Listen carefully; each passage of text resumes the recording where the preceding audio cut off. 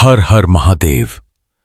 दोस्तों, आज हम आपको एक ऐसी कथा का श्रवण कराने जा रहे हैं जो सुनने मात्र से आपके जीवन में सुख, संपत्ति और धन की वर्षा होगी। तो चलिए कथा को प्रारंभ करते हैं। भगवान शिव माता पार्वती से कहते हैं, यह 3 बातें कभी भी किसी को नहीं बताना चाहिए। जो मानव ये 3 बातें नहीं बताते हैं वो इंसान कभी भी गरीब नहीं रहेगा। फिर माता पार्वती कहती हैं, हे प्राणनाथ, वो कौन सी 3 बातें हैं जिसे जान लेने से इंसान को कभी भी दुखों का सामना नहीं करना पड़ेगा। फिर भगवान शिव कहते हैं, हे देवी, आज मैं पृथ्वी लोक पर एक सन्यासी का रूप धारण करके यह 3 बातें बताने जा रहा हूं। दोस्तों, कृपया आप इस कहानी को ध्यान से सुनें। अगर आप यह कहानी सुन रहे हैं तो पूरा सुनिए। इस कथा को आधा अधूरा छोड़कर जाने की गलती मत करिएगा, क्योंकि इस पवित्र कथा को पूरा सुनने से मन चाहे फल की प्राप्ति होगी। इसलिए इस कथा को पूरा सुनें, और आप अगर शिव भक्त हैं तो भोलेनाथ का अनादर ना करें। दोस्तों, प्राचीन समय की बात है। एक नगर में एक धनवान सेठ रहता था। उसके घर में किसी चीज की कोई कमी नहीं थी और उसका व्यापार बहुत अच्छा चल रहा था। उसकी पत्नी भी बहुत खुश रहती थी, क्योंकि सेठ हर महीने उसके लिए नए नए गहने खरीदता था और उसे बहुत प्रसन्न रखता था। दोस्तों, सेठ के घर के बगीचे में एक वटवृक्ष था। उस वटवृक्ष के नीचे सन्यासी अपना आसान बिछाकर ध्यान किया करते थे। सेठ और सेठानी दोनों सन्यासी की बहुत सेवा करते थे और उसकी देखभाल करते थे, क्योंकि वह सन्यासी कई सालों से उस वटवृक्ष के पास रह रहे थे। सेठ हर रोज सन्यासी को घर का भोजन देते थे और सन्यासी भी उनसे बहुत प्रेम करते थे। भगवान शिव जो सन्यासी थे वो बहुत खुश थे, क्योंकि उन्हें किसी चीज के लिए कहीं और नहीं जाना पड़ता था। सेठ और सेठानी हर रोज उन्हें स्वादिष्ट भोजन खिलाते थे।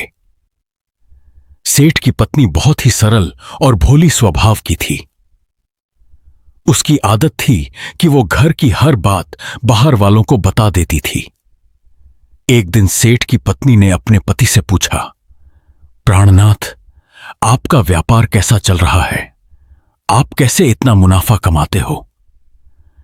अपनी पत्नी का ऐसा सवाल सुनकर सेठ ने सारी बात बता दी। सेठ ने कहा, हे प्रिय, मैं अनाज का धंधा करता हूं। मैं चंबल की घाटी से अनाज खरीदता हूं और उसे महंगे दामों में बेच देता हूं। अपने पति की यह बात जानकर सेठानी बहुत प्रसन्न हुई। उसने सोचा, मेरे पति तो बहुत ही बुद्धिमान हैं। यह बात तो सारे नगर वालों को पता होनी चाहिए कि मेरे पति इतने बुद्धिमान हैं और इतना ज्यादा धन कमाते हैं। प्रिय मित्रों, अब सेठ की पत्नी ने पूरे नगर में यह बात फैला दी कि उनके पति इस तरीके से पैसा कमाते हैं। अब क्या था? नगर के कुछ लोगों को जब यह पता चला कि सेठ किस प्रकार धन अर्जित करता है, तो वे सभी भी अनाज का धंधा करने लगे। मित्रों, अब नगर के बहुत से लोग अनाज का व्यापार करने लगे हैं। सेठ जो पहले कम दाम में आकतामाए अनाज खरीदता था, अब वही अनाज महंगे दामों में बिकने लगा है। सेठ का धंधा थोड़ा कम चलने लगता है, उसे मुनाफा नहीं होता और धीरे धीरे वो गरीब होता जाता है। सेठ का पूरा धंधा बैठ जाता है। यह देखकर वो बहुत चिंतित और दुखी हो जाता है। दोस्तों, एक दिन की बात है। सेठ अपने व्यापार की परेशानी से तंग आकर बगीचे में बैठा था। तभी भगवान शिव जो सन्यासी थे वह वहां आते हैं और कहते हैं, सेठ जी, क्या बात है, आज आप कुछ परेशान लग रहे हैं। तब सेठ बताता है, हे महात्मन, मेरा व्यापार बहुत मंदा चल रहा है। मुनाफा बहुत कम हो गया है। क्योंकि नगर के बहुत से लोगों ने अनाज का धंधा शुरू कर दिया है, जिससे मेरा धंधा बैठता जा रहा है। भगवान शिव जो सन्यासी थे, सेठ की बातें सुनकर कहते हैं, सेठ जी, क्या आपने किसी को बताया था कि आप किस प्रकार अपना धन अर्जित करते हैं, किस प्रकार आप अपनी जीविका चलाते हैं? तब सेठ कहता है, हां महात्मा जी, मैंने अपनी पत्नी को सारी बात बताई थी। वो मुझसे पूछ रही थी कि आप इतना धन कैसे कमाते हैं। तब मैंने उसे बताया था कि मैं अनाज का व्यापार करके धन अर्जित करता हूं। प्रिय दोस्तों, अब सन्यासी को सारी बात समझ में आ जाती है और सन्यासी कहते हैं, सेठ जी, आपने बहुत बड़ी गलती कर दी है। आपको सेठानी जी से यह बातें नहीं बतानी चाहिए थीं। आज मैं आपको एक कहानी सुनाता हूं और इस कहानी के माध्यम से बताऊंगा कि चाहे कितने भी करीबी इंसान हो, यह 3 बातें कभी किसी को नहीं बतानी चाहिए। इससे गरीबी आपके आसपास भी नहीं भटकेगी। प्रिय मित्रों, अब सन्यासी जो भगवान शिव थे, वह अपनी कहानी प्रारंभ करते हैं। सन्यासी कहते हैं, सेठ जी, एक समय की बात है, एक नगर में एक गरीब आदमी रहता था। वो इतना गरीब था कि अपने परिवार के लिए ठीक से भोजन भी नहीं जुटा पाता था। फिर महात्मा कहते हैं, सेठ जी, गरीबी मनुष्य के लिए एक अपमानकारी दुख था। बिना धन के गृहस्थ थी और घर चलाना बहुत मुश्किल था। फिर सन्यासी आगे कहते हैं, सेठ जी, वो गरीब आदमी जैसे तैसे अपने घर वालों का पेट पाल रहा था। कभी उनको भोजन मिल जाता था तो कभी भूखे पेट ही सोना पड़ता था। एक दिन उस गरीब आदमी की पत्नी ने कहा, हमारे पास तो धन ही नहीं है। सुबह को खा ले तो शाम की उम्मीद नहीं है, शाम को खा ले तो सुबह की उम्मीद नहीं है। आखिर ऐसे कब तक चलेगा? मैं जैसे तैसे करके घर चला लूंगी, लेकिन आप धन कमाने के लिए परदेश चले जाइए। इस प्रकार से हमारे परिवार का गुजारा नहीं चलेगा। मनुष्य के पास तो उसने देखा कि आगे एक छायादार बरगद का पेड़ है। उस पेड़ की लंबी लंबी शाखाएं थीं। उसकी जड़ें जमीन को छू रही थीं। शीतल छाया देखकर वो बेचारा गरीब आदमी उस पेड़ के नीचे बैठकर आराम करने लगा। दोस्तों, सन्यासी आगे कहते हैं, वो गरीब आदमी उस बरगद के नीचे आराम से लेटा हुआ था। तभी उसने देखा कि कहीं से एक सांप आया और वह सांप उसी पेड़ पर चढ़ गया। गरीब आदमी उस सांप को गौर से देख रहा था। सोचने लगा कि यह सांप इस बरगद पर क्यों चढ़ रहा है और अब क्या करेगा। तभी उसने देखा कि उस पेड़ की डाल पर तोता और मैना का घोंसला था और उस घोंसले में तोता और मैना के बच्चे रखे हुए थे। सांप को देखकर तोता और मैना के बच्चे डर के मारे चिल्लाने लगे। वो गरीब आदमी देखते ही समझ गया कि यह दुष्ट सांप इन बच्चों को खाने आया है। वो सोचने लगा कि मैंने तो इन बच्चों को देख लिया है। अगर अब मैं इन्हें नहीं बचाता हूं तो मुझे बहुत पाप लगेगा। बच्चे तो बच्चे ही होते हैं, चाहे वे इंसान के हो या किसी पक्षी, कि बच्चों की हमेशा रक्षा करनी चाहिए। उधर सर्प उन बच्चों के पास पहुंच जाता है। तभी वह गरीब आदमी उठता है और फटाफट बरगद के पेड़ पर चढ़ जाता है। उसने उस सर्प को मार गिराया और नीचे फेंक दिया। फिर उसी बरगद के नीचे आकर लेट गया। तोता और मैना के बच्चे अपनी रक्षा करने वाले उस गरीब आदमी को मन ही मन बहुत दुआएं देने लगे। मित्रों, उसी समय तोता और मैना अपने बच्चों के पास आते हैं। अपने माता पिता को पास आया देख तोता और मैना के बच्चे बहुत खुश होते हैं और उन्हें पूरी घटना बताते हैं कि आज इस वृक्ष के नीचे जो इंसान लेटा है वह हमारे लिए देवदूत बनकर आया है। हमें खाने के लिए एक भयंकर सर आया था और इसी इंसान ने उस भयानक सर्प को मारकर हमारे प्राण बचाए हैं। हम इसके ऋणी हो गए हैं। अगर यह इंसान उस सर्प को नहीं मारता तो आज हम घोंसले में जीवित नहीं होते। इसका हम पर बड़ा एहसान हो गया है। अपने बच्चों के मुख से उस मुसाफिर की प्रशंसा सुनकर तोता और मैना बहुत खुश होते हैं। तोता और मैना गरीब आदमी के पास जाते हैं और कहते हैं, हे मनुष्य, तुमने आज हमारे बच्चों की जान बचाकर हमें अपना ऋणी बना लिया है। आप कौन हो और कहां जा रहे हो? तोता और मैना के पूछने पर वो गरीब आदमी कहता है, हे पक्षियों, मैं एक गरीब आदमी हूं और धन कमाने के लिए परदेश जा रहा था। सफर का थका हारा था तो इस बरगद की छाया में बैठकर आराम करने लगा। तभी मैंने देखा कि एक दुष्ट सर्प तुम्हारे बच्चों को खाने के लिए तुम्हारे घोंसले के पास जा रहा था और मैंने उसे मार डाला। फिर तोता और मैना बोले भाई, तुमने हम पर बहुत बड़ा उपकार किया है। संसार में सबसे बड़ी खुशी बच्चों से होती है और बच्चों से अधिक प्रिय तो किसी को कोई नहीं होता। आप भी तो धन कमाने अपने बच्चों के लिए ही जा रहे हैं। अब आपने हमारे बच्चों की जान बचाई है तो हम आपके बच्चों की भूख मिटाना चाहते हैं। तब उन्होंने बताया कि हम दोनों तोता और मैना नाम के पक्षी हैं। हम हमेशा कीमती मोती खाते हैं और हमने सुना है कि यह मोती मनुष्यों के लिए बहुत मूल्यवान होते हैं। हम तुम्हें कुछ मोती देते हैं। तुम उन्हें बेचकर बाजार से कुछ खाने पीने का सामान ले आओ और आज से तुम यहीं रहकर हमारे बच्चों की देखभाल करते रहना और हम तुम्हें इसी तरह से रोज ये कीमती मोती लाकर देते रहेंगे।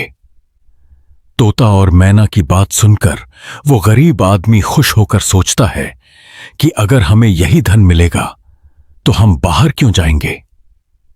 प्रिय भक्तों, सन्यासी आगे कहते हैं कि सेठ जी वो गरीब आदमी तोता से कुछ मोती लेकर बाजार गया और अपने खाने पीने का सामान खरीद लाया।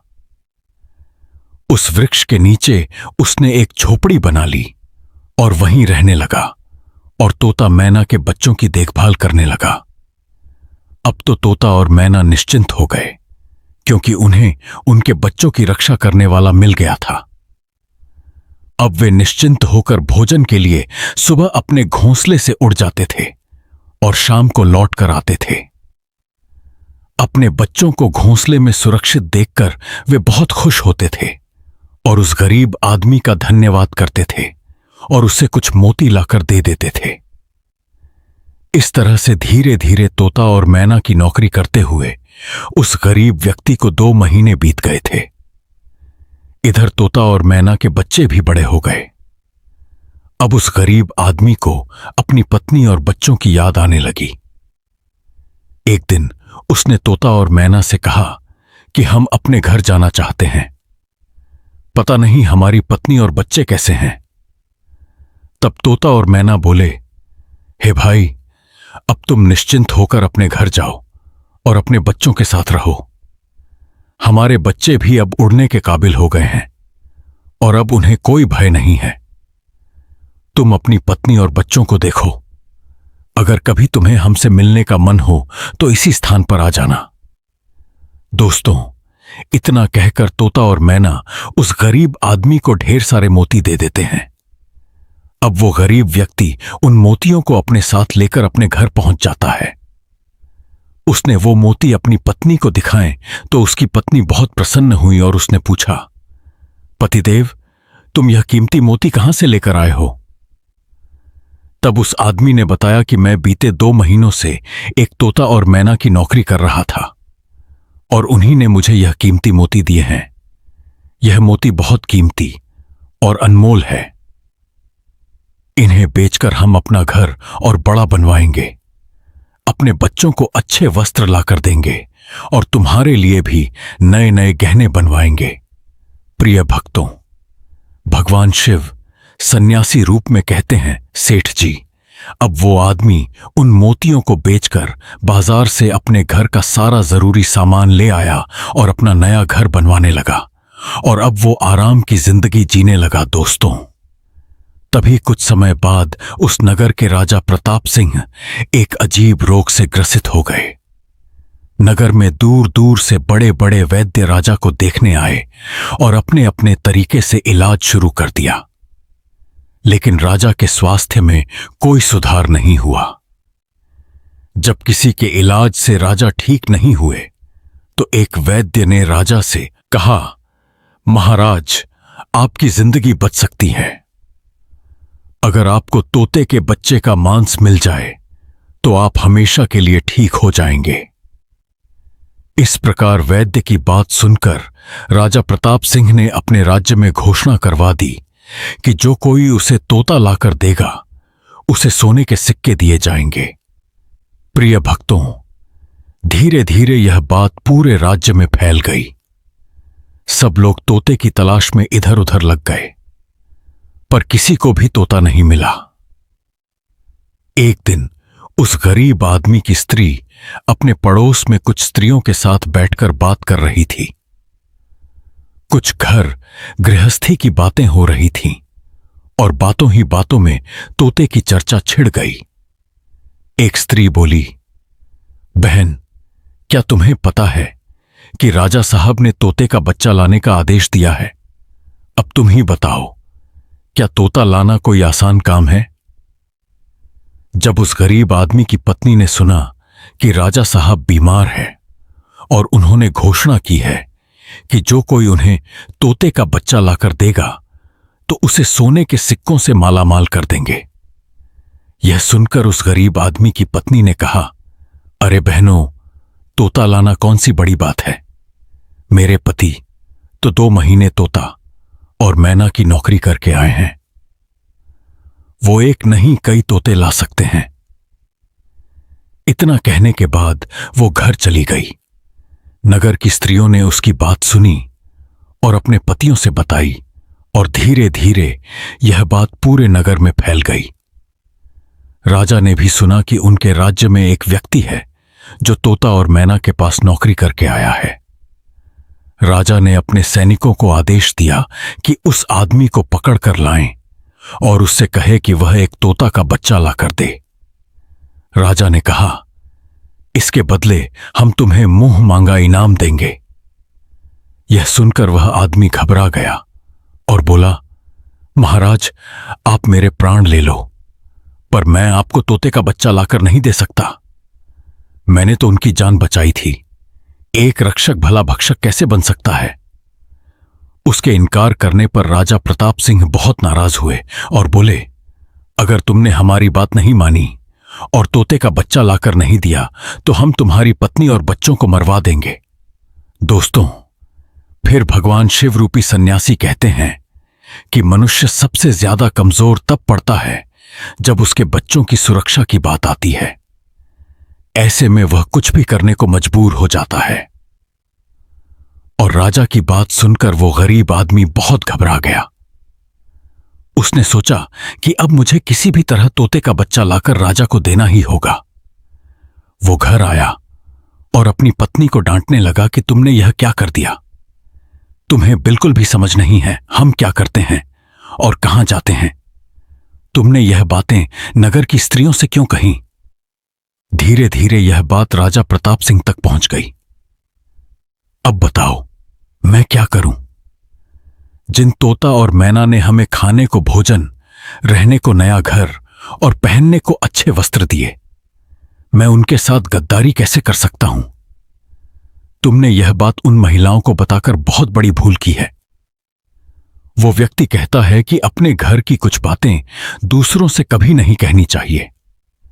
पहली बात, आपके घर में कितना धन है और आपकी कमाई का स्रोत क्या है, यह बातें दूसरों से कभी नहीं बतानी चाहिए। दूसरी बात, घर में आपसी प्रेम की बातें, पतिप के प्रेम की बातें बाहर वालों के सामने नहीं करनी चाहिए। तीसरी बात, आपसी लड़ाई झगड़े, मतभेद, मान अपमान की बातें कभी दूसरों के सामने नहीं करनी चाहिए। वरना लोग हमारी गुप्त बातें जानकर, हमारी कमजोरी को समझकर हमारा फायदा उठाते हैं। चौथी बात, अपनी कमजोरी दूसरों के सामने ना बताएं और अपनी उन्नति का राज किसी को ना बताएं। जिन बातों के कहने से आपके परिवार पर दुख आ सकता है, वे बातें कभी बाहर नहीं करनी चाहिए।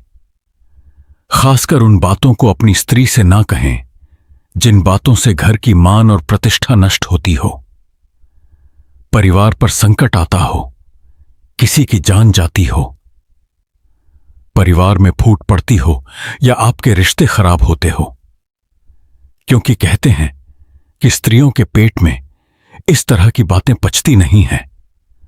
अब वह गरीब आदमी अपनी पत्नी से बोला, तुम्हारी यह गलती आज हमारे परिवार को मौत के मुंह में डाल रही है।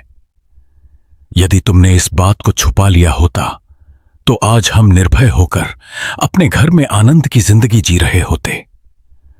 अब राजा की आज्ञा है तो तोते का बच्चा लाकर राजा को देना ही पड़ेगा, लेकिन ऐसा करने से मैं पापी कहलाऊंगा। जिन बच्चों की मैंने इतने दिन देखभाल करी, जिन्हें मैंने मरने से बचाया, अब मैं उन्हें किस प्रकार मौत के मुंह में डाल सकता हूं? तब उसकी पत्नी बोली, पत्नी कहने लगी, पतिदेव, अब जो भी हो, लेकिन हमें अपनी और बच्चों की जिंदगी बचानी है तो आपको यह पाप करना ही पड़ेगा। दोस्तों, अब तो बड़ा लाचार होता हुआ वो गरीब आदमी जंगल की ओर चल पड़ता है, जहां वो तोता और मैना के बच्चों की देखभाल करता था। उधर जब तोता और मैना और उनके बच्चों ने उस गरीब आदमी को अपने पास आता हुआ देखा तो वे बड़े खुश होने लगे। अपने बच्चों को अत्यंत खुश देखकर तोता और मैना कहने लगे, अरे बच्चों, तुम इतने खुश क्यों हो रहे हो? वो तो तुम में से किसी एक को लेने आ रहा है।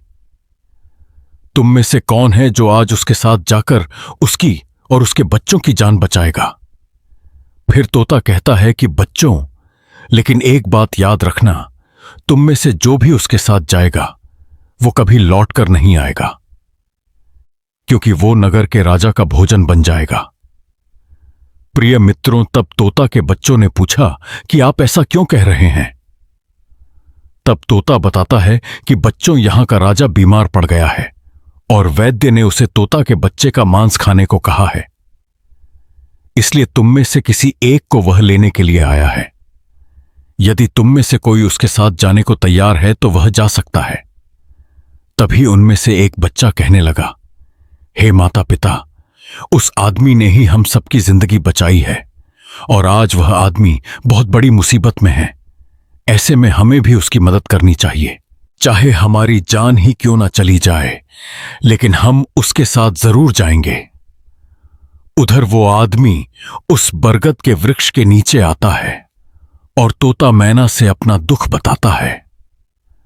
तब तोता और मैना कहते हैं कि हे भाई, तुम चिंता ना करो, हमारे बच्चे तुम्हारे साथ जाने के लिए तैयार हैं।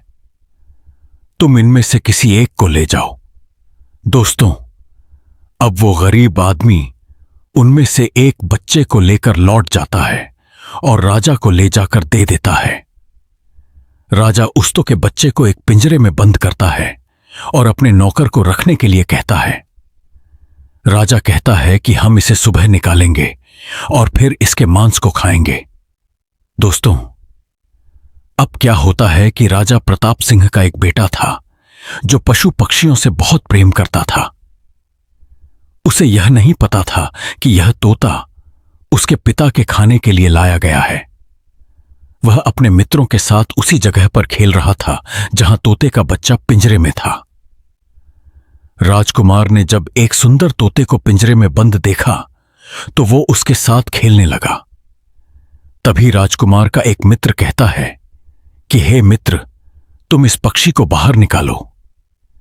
यह कितना सुंदर तोता है, पिंजरे में इसका रहना बिल्कुल सही नहीं है, हम इसे आजाद कर देते हैं।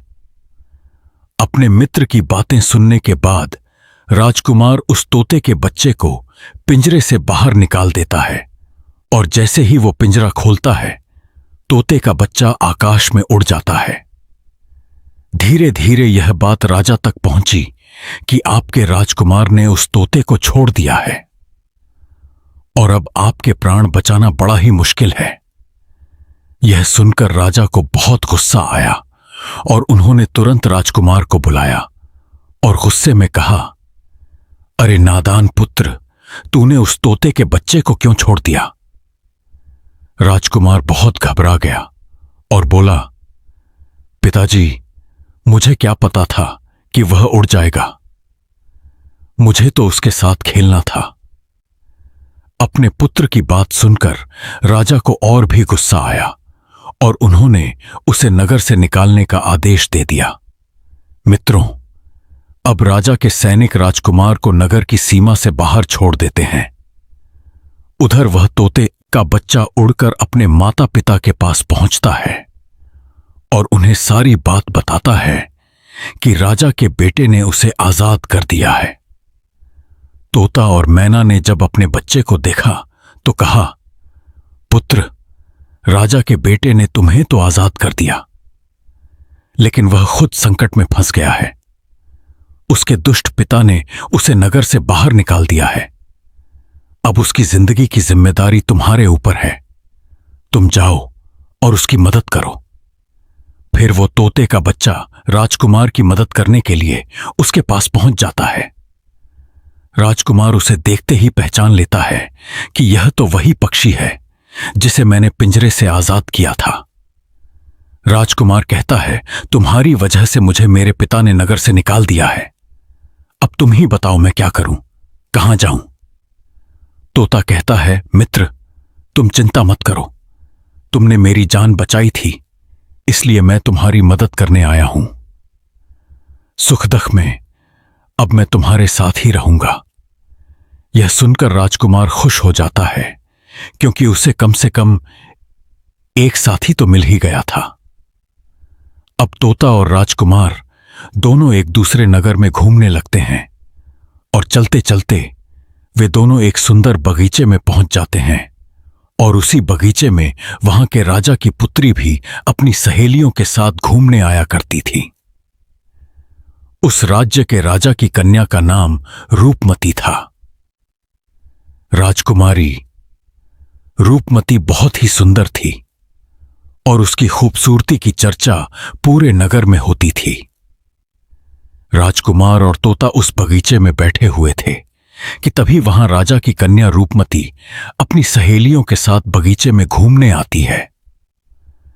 राजकुमारी को देखकर राजकुमार वृक्ष के पीछे छुप जाता है और तोता राजकुमारी के सामने पहुंच जाता है।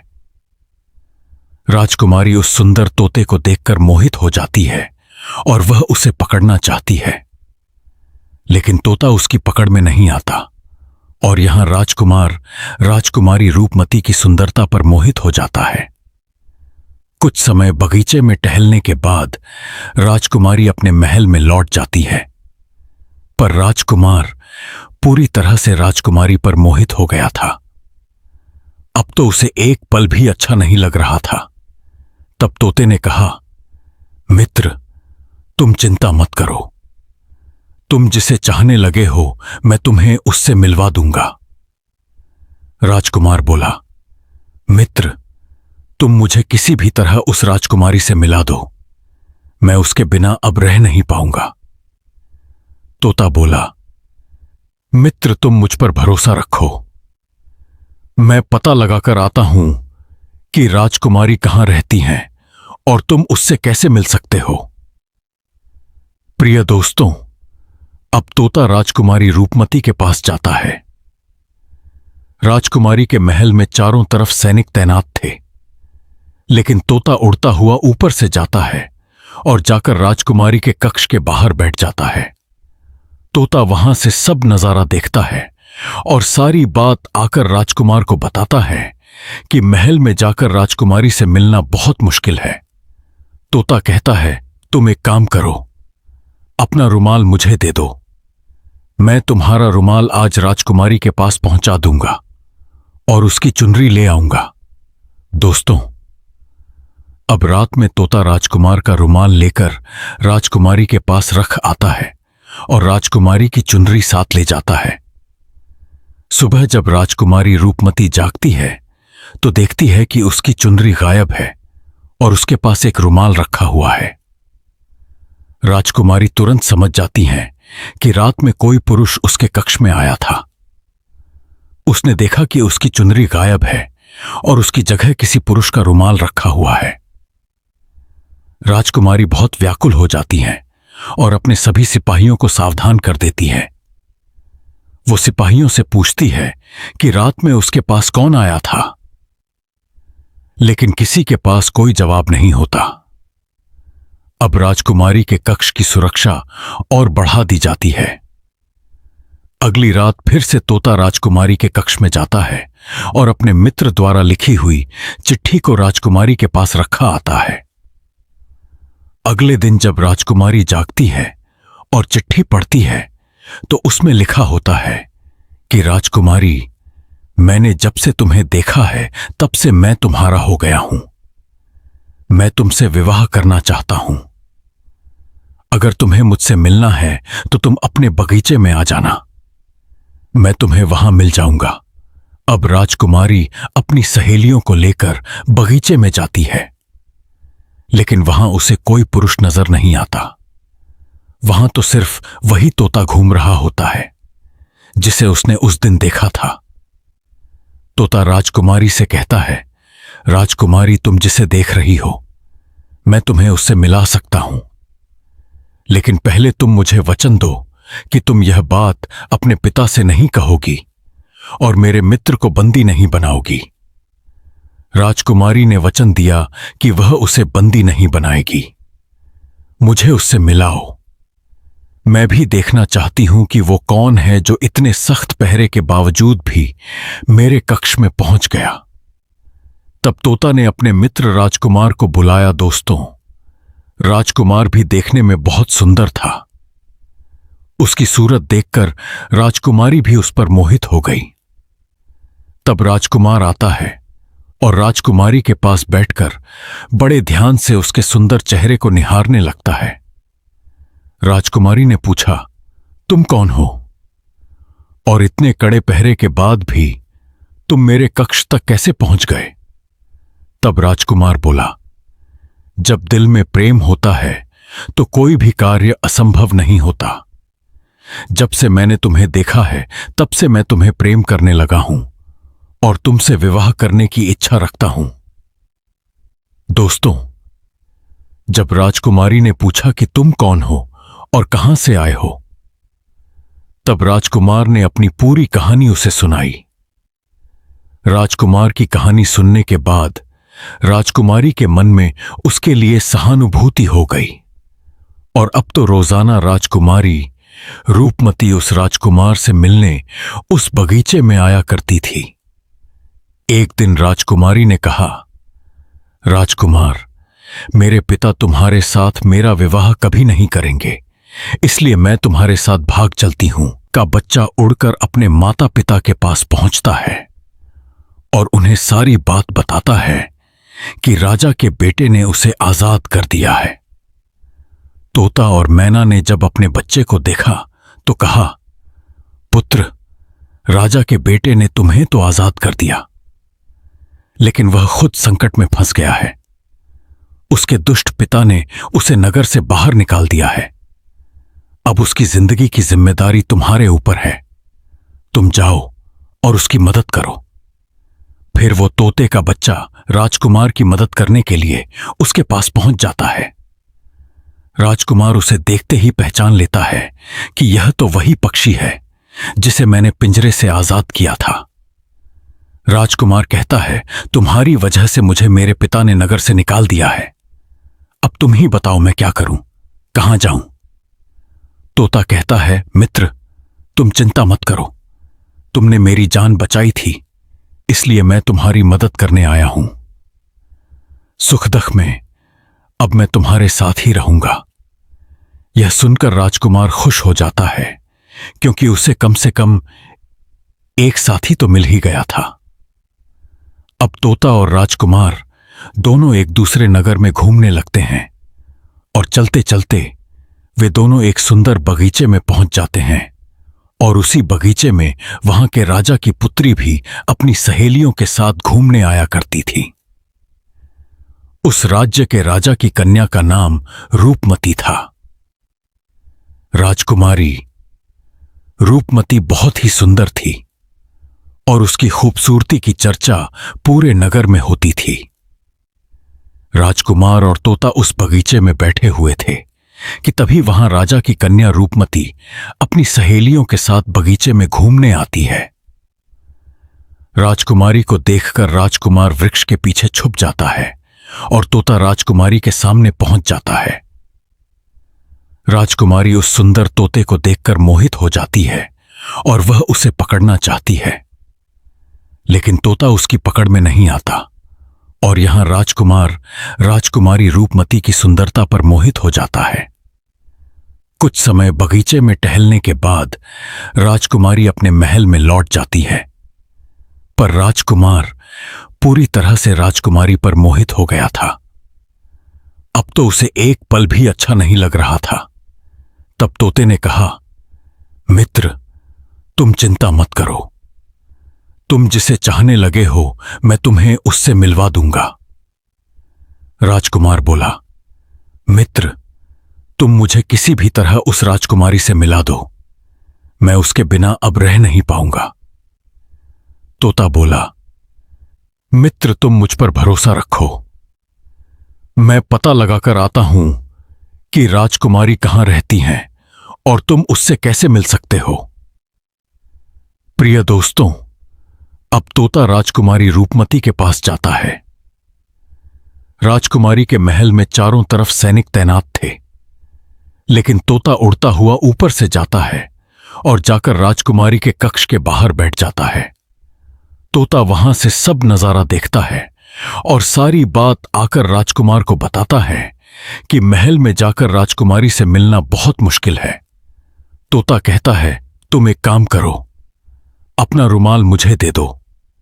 मैं तुम्हारा रुमाल आज राजकुमारी के पास पहुंचा दूंगा और उसकी चुनरी ले आऊंगा। दोस्तों, अब रात में तोता राजकुमार का रुमाल लेकर राजकुमारी के पास रख आता है और राजकुमारी की चुनरी साथ ले जाता है। सुबह जब राजकुमारी रूपमती जागती है तो देखती है कि उसकी चुनरी गायब है और उसके पास एक रुमाल रखा हुआ है। राजकुमारी तुरंत समझ जाती हैं कि रात में कोई पुरुष उसके कक्ष में आया था। उसने देखा कि उसकी चुनरी गायब है और उसकी जगह किसी पुरुष का रुमाल रखा हुआ है। राजकुमारी बहुत व्याकुल हो जाती हैं और अपने सभी सिपाहियों को सावधान कर देती है। वो सिपाहियों से पूछती है कि रात में उसके पास कौन आया था, लेकिन किसी के पास कोई जवाब नहीं होता। अब राजकुमारी के कक्ष की सुरक्षा और बढ़ा दी जाती है। अगली रात फिर से तोता राजकुमारी के कक्ष में जाता है और अपने मित्र द्वारा लिखी हुई चिट्ठी को राजकुमारी के पास रखा आता है। अगले दिन जब राजकुमारी जागती है और चिट्ठी पढ़ती है तो उसमें लिखा होता है कि राजकुमारी, मैंने जब से तुम्हें देखा है तब से मैं तुम्हारा हो गया हूं। मैं तुमसे विवाह करना चाहता हूं। अगर तुम्हें मुझसे मिलना है तो तुम अपने बगीचे में आ जाना, मैं तुम्हें वहां मिल जाऊंगा। अब राजकुमारी अपनी सहेलियों को लेकर बगीचे में जाती है, लेकिन वहां उसे कोई पुरुष नजर नहीं आता। वहां तो सिर्फ वही तोता घूम रहा होता है जिसे उसने उस दिन देखा था। तोता राजकुमारी से कहता है, राजकुमारी, तुम जिसे देख रही हो मैं तुम्हें उससे मिला सकता हूं, लेकिन पहले तुम मुझे वचन दो कि तुम यह बात अपने पिता से नहीं कहोगी और मेरे मित्र को बंदी नहीं बनाओगी। राजकुमारी ने वचन दिया कि वह उसे बंदी नहीं बनाएगी। मुझे उससे मिलाओ। मैं भी देखना चाहती हूं कि वो कौन है जो इतने सख्त पहरे के बावजूद भी मेरे कक्ष में पहुंच गया। तब तोता ने अपने मित्र राजकुमार को बुलाया। दोस्तों, राजकुमार भी देखने में बहुत सुंदर था। उसकी सूरत देखकर राजकुमारी भी उस पर मोहित हो गई। तब राजकुमार आता है और राजकुमारी के पास बैठकर बड़े ध्यान से उसके सुंदर चेहरे को निहारने लगता है। राजकुमारी ने पूछा, तुम कौन हो और इतने कड़े पहरे के बाद भी तुम मेरे कक्ष तक कैसे पहुंच गए? तब राजकुमार बोला, जब दिल में प्रेम होता है तो कोई भी कार्य असंभव नहीं होता। जब से मैंने तुम्हें देखा है तब से मैं तुम्हें प्रेम करने लगा हूं और तुमसे विवाह करने की इच्छा रखता हूं। दोस्तों, जब राजकुमारी ने पूछा कि तुम कौन हो और कहां से आए हो, तब राजकुमार ने अपनी पूरी कहानी उसे सुनाई। राजकुमार की कहानी सुनने के बाद राजकुमारी के मन में उसके लिए सहानुभूति हो गई और अब तो रोजाना राजकुमारी रूपमती उस राजकुमार से मिलने उस बगीचे में आया करती थी। एक दिन राजकुमारी ने कहा, राजकुमार, मेरे पिता तुम्हारे साथ मेरा विवाह कभी नहीं करेंगे, इसलिए मैं तुम्हारे साथ भाग चलती हूं और कहीं दूसरी जगह चलकर हम अपना विवाह कर लेंगे और आनंदपूर्वक रहेंगे। दोस्तों, अब वही होता है।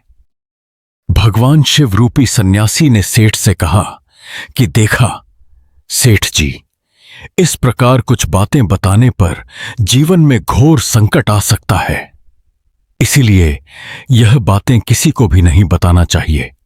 जैसे आपने अपनी पत्नी को बताया कि आप किस प्रकार धन अर्जित करते हैं और आज आपका व्यापार खतरे में है। दोस्तों, सेठ जी को अपनी गलती का एहसास होता है और वह अपनी पत्नी को समझाते हैं कि तुम इन बातों को किसी को मत बताया करो। फिर भगवान शिव कहते हैं, हे देवी, हमारी आज की यह कथा यहीं समाप्त होती है। तो दोस्तों, उम्मीद है कि आप सभी को यह वीडियो अच्छी लगी होगी। अगर वीडियो अच्छी लगी है तो चैनल को सब्सक्राइब और वीडियो को लाइक करके कमेंट में हर हर महादेव जरूर लिख दीजिए। आप सभी का बहुत बहुत धन्यवाद। हर हर महादेव। जय मां पार्वती।